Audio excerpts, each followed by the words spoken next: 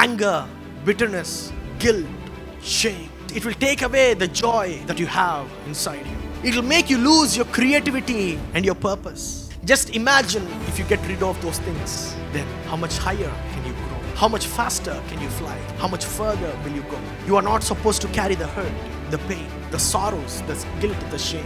You are not supposed to carry them in your life. You are supposed to leave it and go to God. God is your vindicator. He will take care of the things that people did towards you. You need not worry about them. The hurt that they once did or they once had in your life, you need to let it go, give it up to God and say that, God, you're the one who needs to deal with that situation. It's not me. And you need to move forward. My dear brothers and sisters, holding on to your past will never make you move forward. I'm going to talk today about leaving it to God. I'm going to talk today about letting the hurt go. You need to let the hurt go. We all go through troubles, depression, disappointments through our lives. Things which we do not like to see, things which we do not like to hear. Sometimes people come and tell us things which we don't really like. For example, your manager might have said something like that.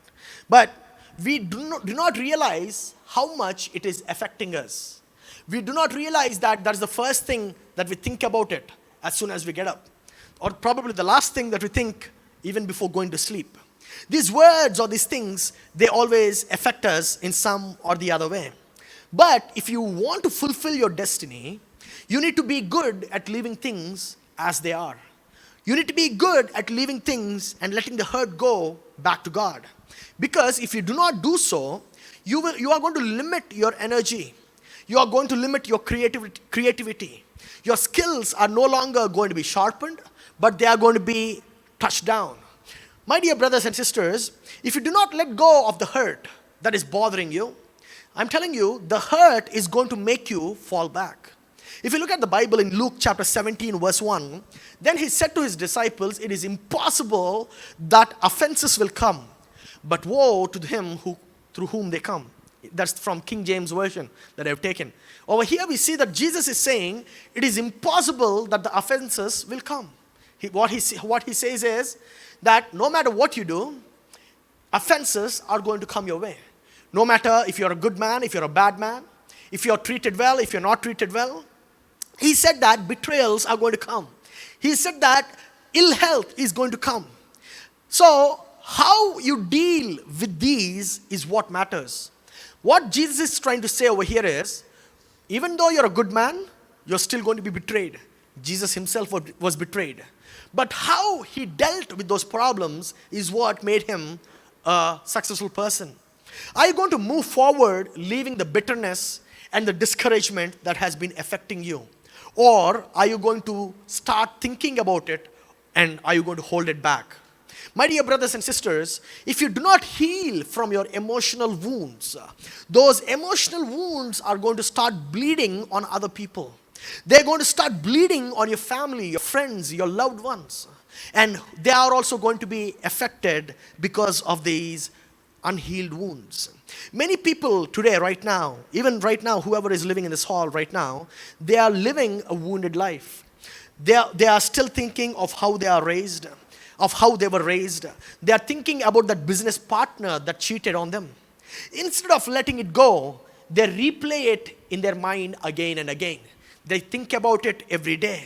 They think about it while they're eating. They think about it before they're sleeping. The reason for their bad relationships is due to lack of healing from those old wounds. So instead of letting it go, you are replaying it. My dear brothers and sisters, do not live in a wounded place. God brings this new person into your lives. But if you're not healed from your old wounds, you cannot see the kind of value that this person is adding into your life. They might seem attractive, they might seem very joyful, but they won't be any value addition towards you. The new person might be great, but if you do not heal yourself of the wounds, they won't be able to bring color to your life. Until your wounds are healed, until you are completely healed from the past, you can never appreciate the value that you have in your life right now. The wound that you have right now is going to hinder wherever you go. My dear brothers and sisters, if you are still wounded over a position that you had in the past, that you lost, you will go to a new company, but you are going to go to that new company with a wounded heart. It is always freeing to let things go. You need to let things go. Let your past go. Let your old friends who have cheated on you, who have betrayed upon you, let them go. Because until and unless you let them go out of your mind, you cannot move on with your life. You cannot move forward with your life. Because until and unless you leave them, you can never appreciate what God has planned for you in your life. God is your vindicator. He will take care of the things that people did towards you. You need not worry about them. The hurt that they once did or they once had in your life, you need to let it go, give it up to God and say that, God, you're the one who needs to deal with that situation. It's not me. And you need to move forward. My dear brothers and sisters, holding on to your past will never make you move forward. Remember, if you have lost a loved one, it is okay to mourn for a time. It is okay to mourn for some time, but do not hold on to the hurt. Living in the mourning will never open new doors for you. Living in the past will never let you see the new opportunities that God is opening for you. In Matthew chapter 18, verse 21 to 22, we see, then Peter came and asked Jesus, Lord, how many times shall I forgive my brother when he sins against me? Up to 7 times. Actually, in the Hebrew or the Jewish culture, the law is you need to forgive a person 3 times. So here Peter was doubling it up and more than doubled up, and he tried to impress Jesus. But Jesus saying, I tell you, not 7 times, but 70 times 7. That means Jesus, right now over here, he's not actually talking about a number. If you really think God is talking about a number, it is not the number that Jesus is talking about. It is the principle that Jesus is trying to teach. What Jesus is saying is, you need to forgive a person as many times as possible. As many times as possible in a day. It is really funny that Peter was asking about forgiveness, because when Jesus was being arrested, he heard the lady that caused this arrest for Jesus. And in another situation, in the Garden of Gethsemane, when Jesus was being arrested again by the soldiers, Peter cut off an ear of one of the soldiers. Here, Peter is trying to impress Jesus, talking about forgiveness. The Jewish law, as I said, was only about 3 times a day. But Jesus is saying, make forgiveness your lifestyle. I know some of you are forgiving once in a while. You are making it a habit to, okay, fine, in this month I have never forgiven anybody, let me forgive them. But Jesus is saying, you need to make it a daily habit. Jesus is saying, you need to let things go. The reason why Jesus is saying that is because we should not hold on to the hurts and the disappointments. You will definitely be disappointed, but you should also leave it and be dependent on God. You should leave the disappointments and let go of the past. If you look at Luke chapter 11, verse 4, it says, forgive us our sins, for we also forgive everyone who sins against us. My dear brothers and sisters, the word over here that Jesus is teaching is, you need to forgive other people just as you forgive me. My dear brothers and sisters, every day you should forgive, not one day, or not saying that, let me think about it, and then I'm going to decide. If somebody cheats on you, you need to let it go. If somebody cuts you off in traffic, you need to let it go. If somebody, crosses over you in a shopping complex, you need to let it go. The other day, I was in a mall. My wife, Prasanna and me went to a mall to do some shopping. And I was buying a coat, and I was holding on to that coat, standing in the counter. And after the lady before me, it was my turn.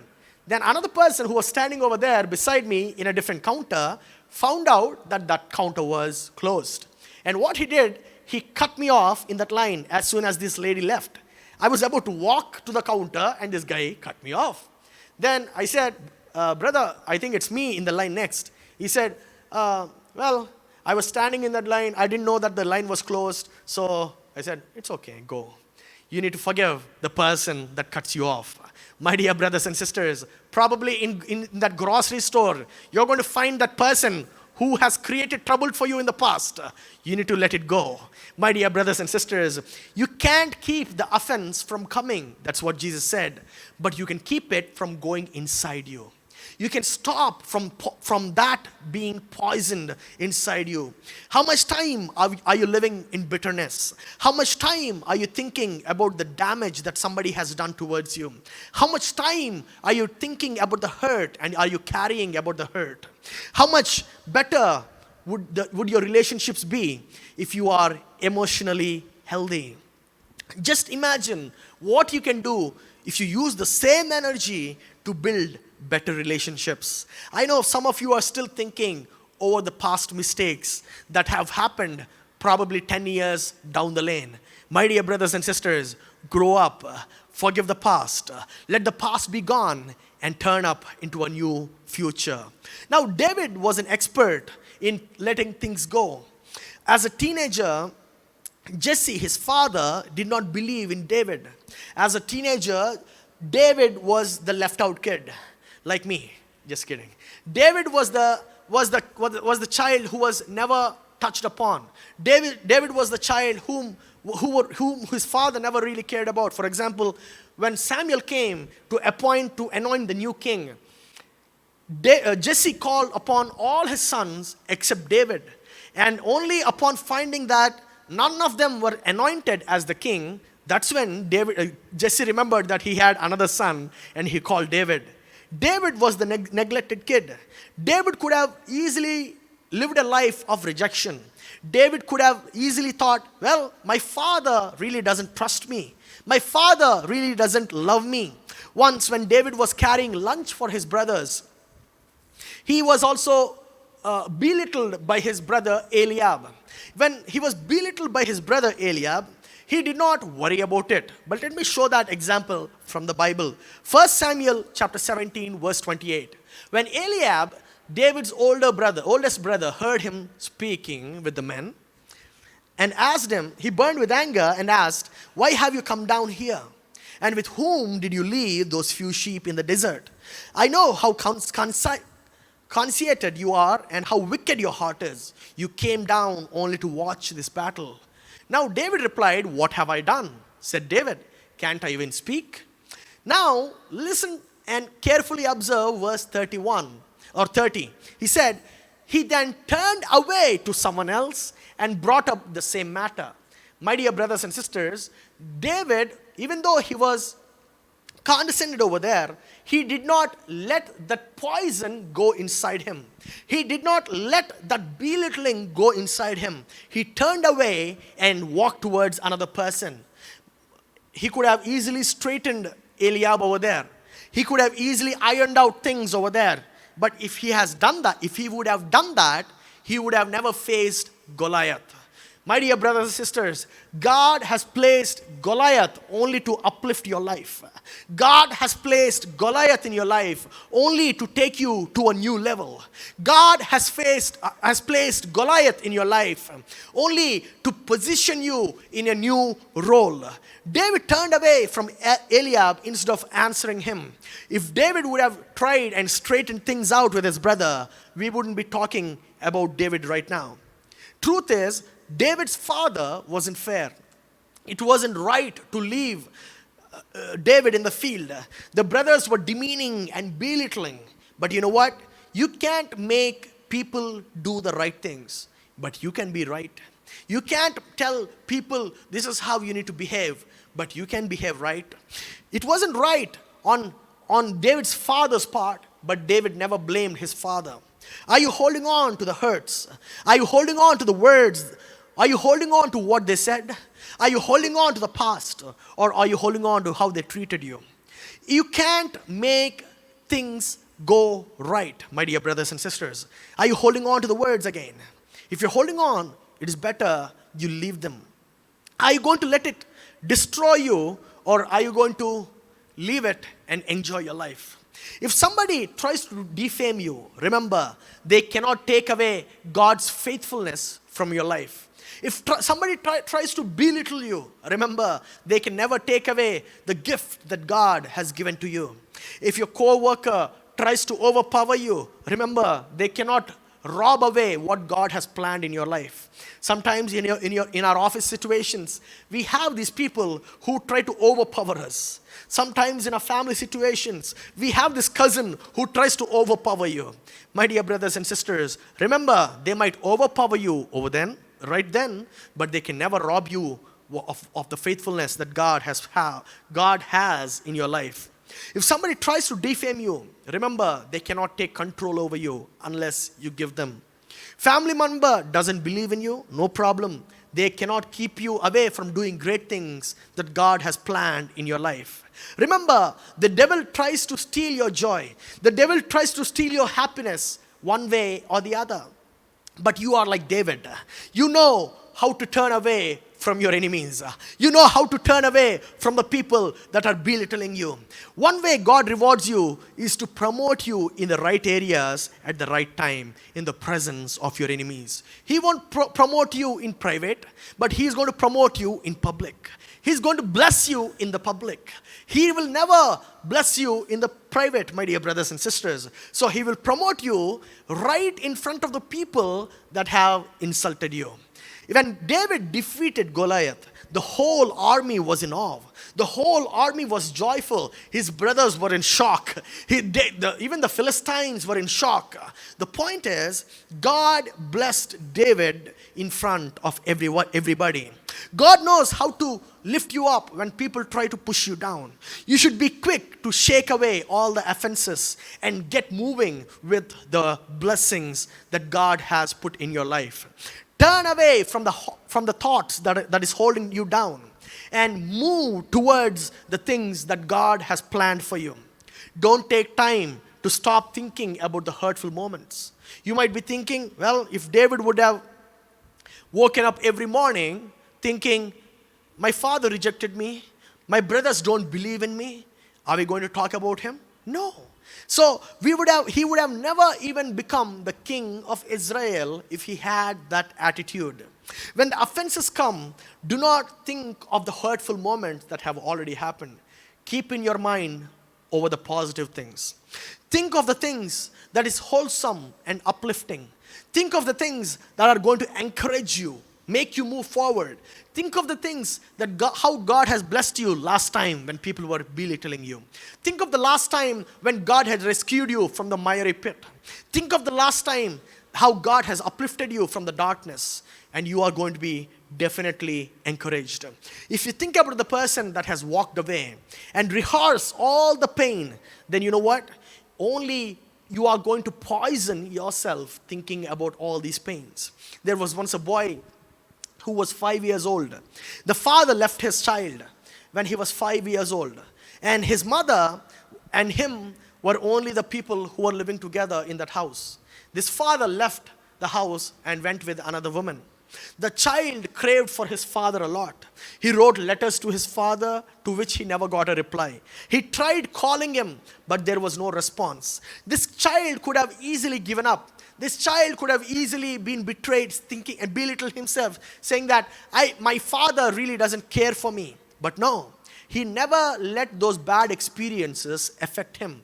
He studied well, he got a good job, and he had a really good childhood with his mother and his friends.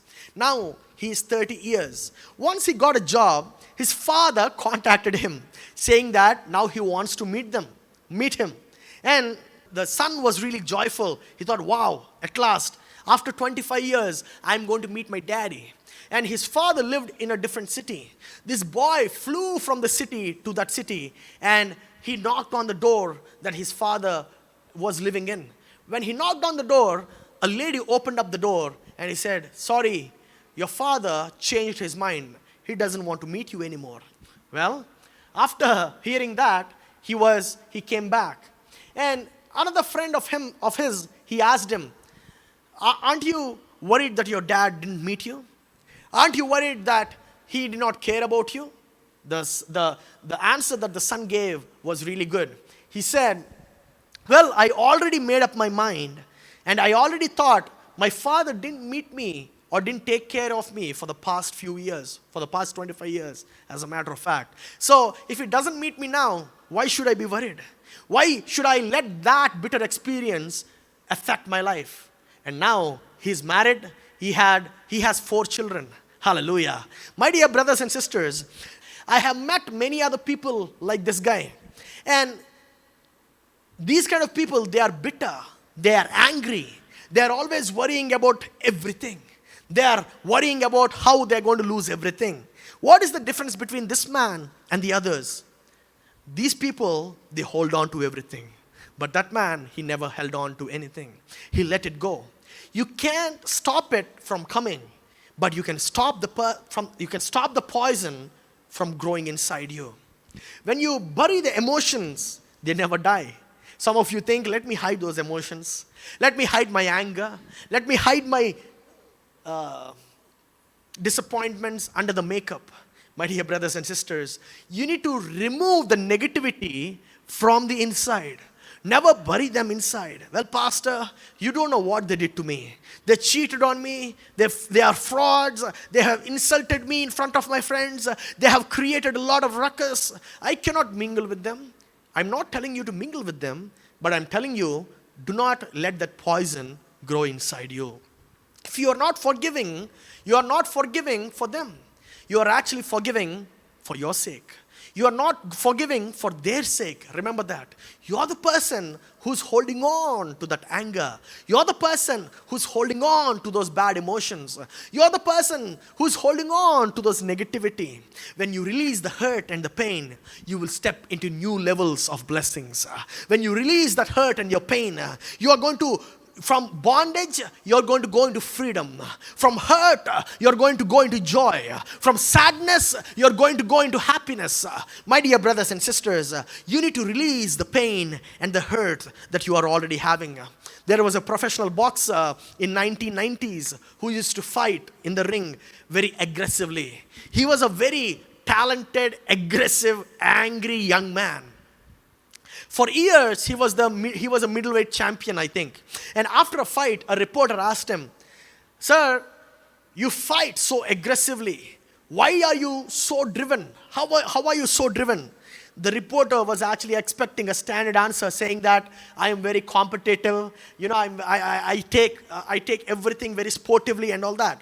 But the boxer said the reason why he fought with such an anger is because his father was very abusive towards him. His father was very hostile towards him. He mistreated his mother. The father mistreated his mother, fought with her at his home. And this was what the childhood of this child was. At 10 years old, the father abandoned the family and he left away. He never saw him again. When he said that, he said, "When I step into the ring, I picture my father's face in the opponent's face. That is the reason why I become so aggressive. That is the reason why I become so angry. I have so much hatred towards my father that I just explode upon seeing his face," is the answer that the boxer gave. The difference between the son and the boxer, I want to bring it down over here. Both had betrayals. Both had rejections. But one is living a very happy life, but the other is living a very angry life.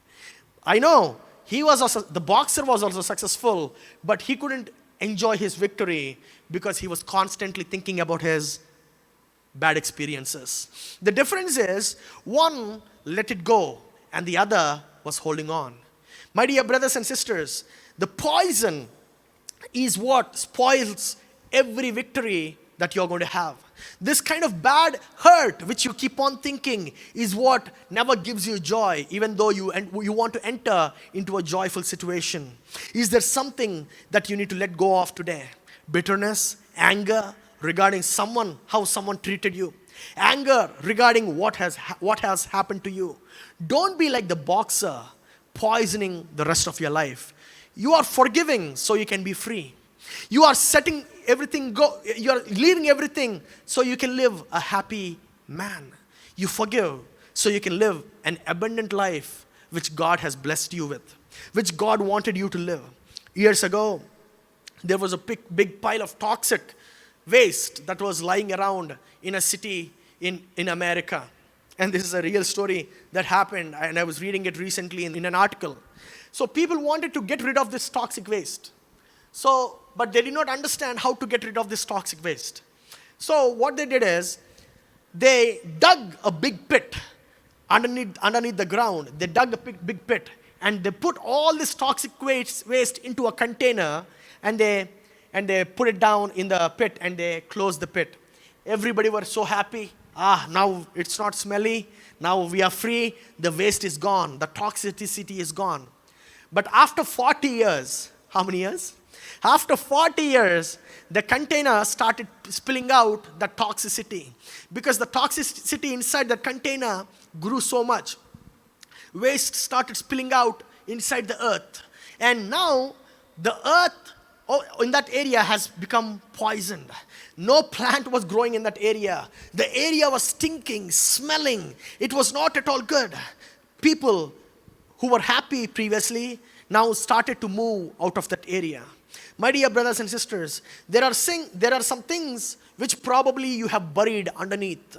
You try to bury your anger. You think that my anger is no longer going to affect me. You cannot bury bitterness. I'm telling you, it is going to leak out of your life someday or the other. You cannot bury hatred. You cannot bury rejection. It is too toxic. The contamination will only affect your dreams. It is only going to affect your vision. It is only going to affect your future. It is not only going to do that, but it is also going to affect the people that are around you. My dear brothers and sisters, the best thing to do is to get rid of the toxicity. The best thing to do is get rid of the hatred that you have. Get rid of the rejection that you have. Give it up to God and say, God, take my rejection to you. I give my rejection to you. I give my hatred to you. I give my sadness to you. Take it away from my life and give me joy. Give me happiness. Give me the freedom that you wanted me to live with. Leave it and give it away to God. These people never thought that they need to deal with it again. These people thought the problem was over years back. But now it only got worsened. Now everything, if you have disposed, you need to dispose it properly. If they would have disposed it properly back then, it wouldn't be affecting them. Some of us are burying things underneath. We are burying things and we are trying to hide it away from people so that they cannot see. When you bury negative feelings, they never die. They're going to live again. You are going to see them resurfacing through your relationships, through your attitudes. The good news is this: it is not too late for you to do something new. You don't have to live with that contamination inside. You need to let it go. You need to forgive that person that hurt you. You need to let them go and say, I forgive you. It's okay. It has happened in the past. Let go of the disappointment.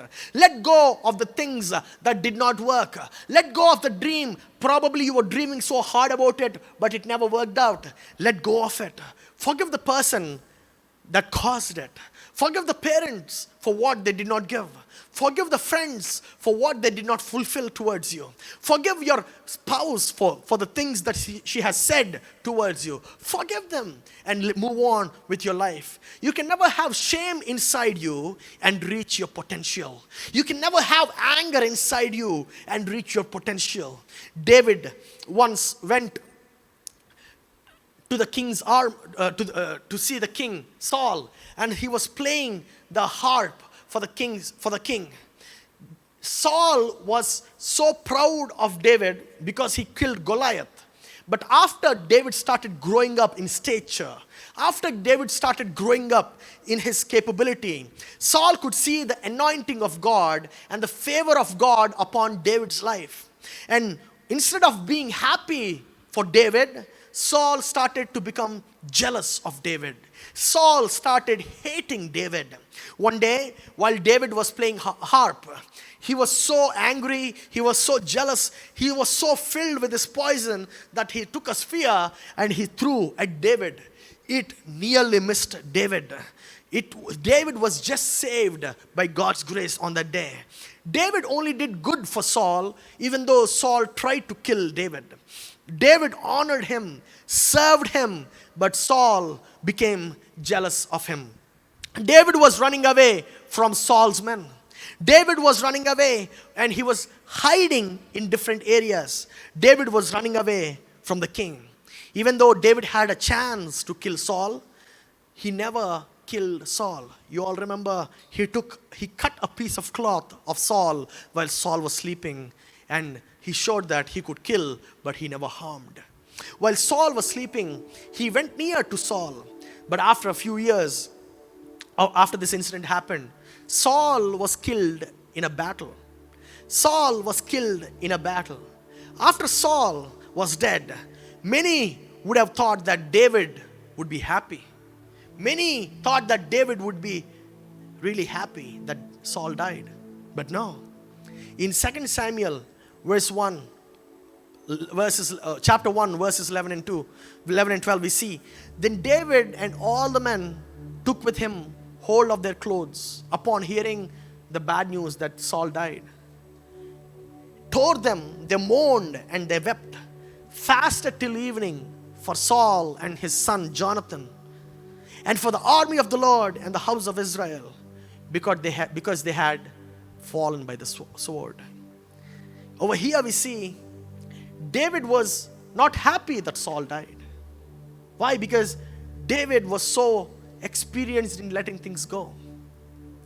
He even wrote a song regarding Saul. He said, my beloved, in that song. I honor you is what David said. How beloved and how gracious are you, Saul, is what David wrote in that psalm. In that song, we see it in 2 Samuel, first verse, I think. No wonder David rose so high. No wonder he learned to let things go. My dear brothers and sisters, can you imagine to write a song about your enemy? Can you imagine to write a song about the person that hurt you? Can you imagine to praise the person who has betrayed you? The key to David's success is he did not hide the anger inside him. He let it go. If he would have hid the anger inside, then as soon as Saul was dead, he would be happy and joyful. But he was not. Even years later, we see that David remembered Saul's life, Saul's family. One day, he was talking to his servant saying, is there anybody left from Saul's families that I can honor them, that I can reward them with? Every time Saul tried to kill David, can you imagine the heights which God can take you if you have let it go? Every time you had a chance to be angry, bitter, and just, you need to let it go. God is going to bless you. It is not easy to forgive, but it is harder to deal with the anger. It is not easy to forgive, I know that. But it is really harder for you to carry on the pain. It is not so easy to let things go, but it is much more difficult for you to carry them with a heart full of burden. It is not easy to move forward after a disappointment, that it is harder to stay stuck in defeat, in mediocrity. I want to bring to you another sports person, one of my favorite person. His name is Sachin. In the year 1998, he was playing a test match against Australian team. And these bowlers, Casper Quicks and Shane Warne, they were sledging Sachin like anything in the beginning. They were sledging Sachin. They were talking bad to Sachin on the ground while he was batting, saying that you cannot bat, you cannot hit a ball. Why are you wasting your time over here? But in that match, Sachin scored 86 of 79 balls in a test match. He played like a one day 2020. He scored 86 out of 79 balls.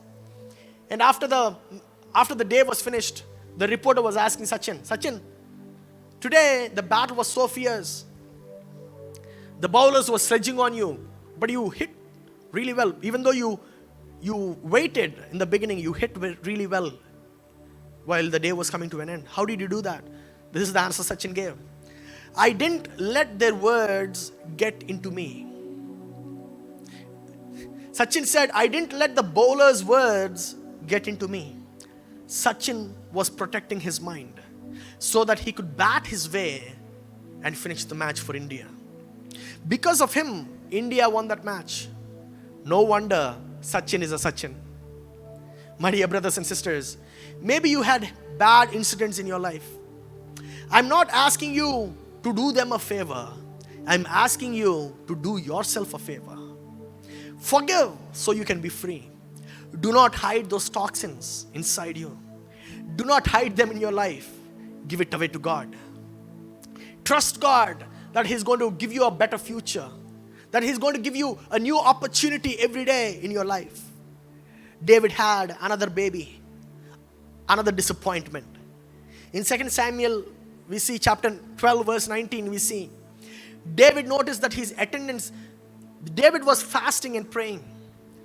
His baby was sick and David was fasting and praying that God should save this baby for days together. But what happened one day is David noticed that his attendants were whispering among themselves and he realized that the child was dead. Is the child dead? He asked. Yes, they replied, he is dead. Then David got up from the ground. After he had washed, put on lotion, changed his clothes, he went into the house of the Lord and worshipped. Then he went to his own house, and at his request, they served him food, and he ate. His attendants asked him, why are you acting this way? While the child was alive, you fasted and wept. But now the child is dead, you get up and eat. He answered, while the child was still alive, I fasted and wept. I thought, who knows, the Lord may be gracious to me and let the child live. But now that he is dead, why should I go on fasting?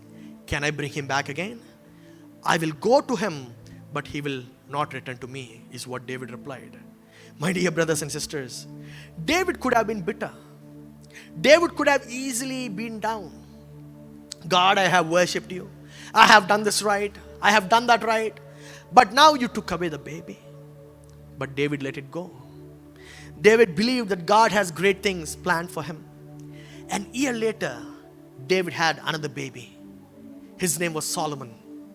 And he had the wisest man that ever lived on earth. He believed in the goodness of God towards him. Even though a baby is gone, God is going to give a new baby. Even though a blessing is gone, God is going to pour out a much more blessed blessing. Had David not let go of the hurt, probably we would have never seen the wisest man as his child. In difficult times, you need to let go of the hurt. You need to let go of the pain during these difficult times. Then, like David, you will also give birth to a king. Hallelujah.